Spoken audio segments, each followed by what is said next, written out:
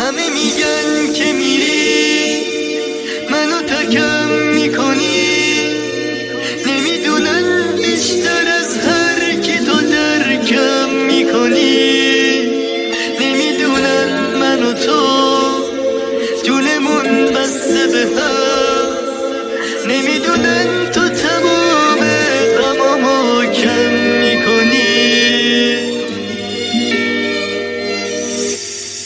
همه میگن نباید به تو وابسته بشم، آخه مگه میشه من از عشق تو خسته بشم؟